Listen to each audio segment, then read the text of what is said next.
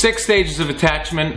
Attachment theory has been around for a while, and majority they talk about babies attaching to their moms and how important that is, and of course to their fathers as well. But this continues throughout life, so it's important to understand too how teens are following these same stages of attachment, and in turn how we as youth workers can use these stages of attachment to really help youth reach their full potential. Stage 1 is just about senses and proximity. This is baby being right next to mom's skin and just being near one another. In teens, we see this reflected in the amount of time that teenagers spend together just playing video games, doing nothing, just hanging out. But it's important stuff. Really immature basic levels of attachment, but necessary to proceed to the other ones. This is why it's important for us too as youth leaders to have a volume of time, some good hangout, waste time together with the teenagers that we're working with. Stage 2 is about sameness, or beginning to mirror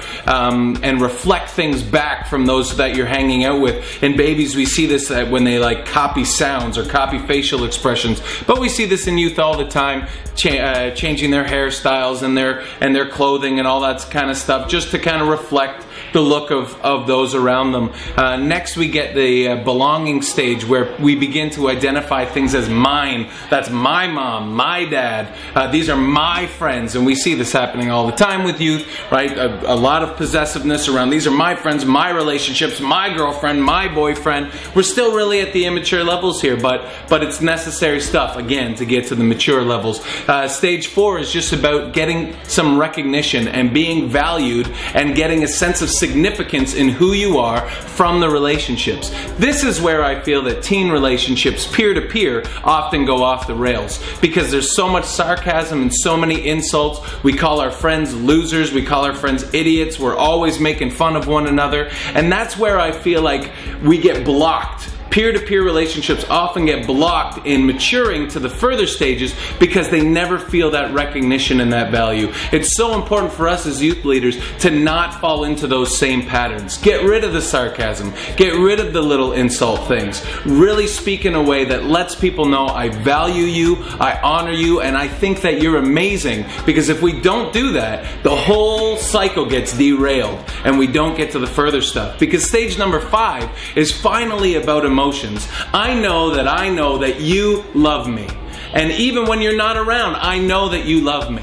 Right? A lot of times our peer-to-peer relationships, they just don't get to that stage because they can't pass the significant stage. That's why they're always so self-conscious about them, worried about them. This is what is adding to the anxiety and to the depression that we're seeing in record numbers in high school, as well as a number of other things. But certainly this sense of, I don't know if I'm significant, I don't know if I'm really valued by the people around me. It's important for us to instill in our youth a sense of how significant they are, how proud we are of them, that they are not a disappointment to us, no matter what they do. I'm not disappointed in you. You are amazing and I believe in you, no matter how many times you feel like you screwed up. And finally, the final stage of attachment that we get to is the stage where I know you fully.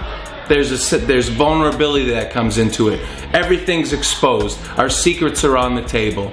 This is what we do all of our work for, to get to this place. And so I think it's really important for us to know that when we finally have gotten there, when we've put in all the work, when a youth comes to us with a secret, man, that is amazing. You know, some incredible stuff has already happened just to bring us to that stage. That's why it's so important that no matter what we hear in that moment, whether a youth comes to us and says, I cut myself, whether a youth comes to us and says, I'm gay, if a youth comes to us with whatever it is so important that at that moment, in this particular moment, we are there with grace and love and open arms. Because if we're not, we not only ruin all the work that we've done up to that point, but we can significantly damage a youth's ability then to attach to another adult. And this is what we know. A youth with a positive, attached, healthy relationship with an adult has way more chance of reaching their full potential and potential for everything good because of that positive, loving attachment.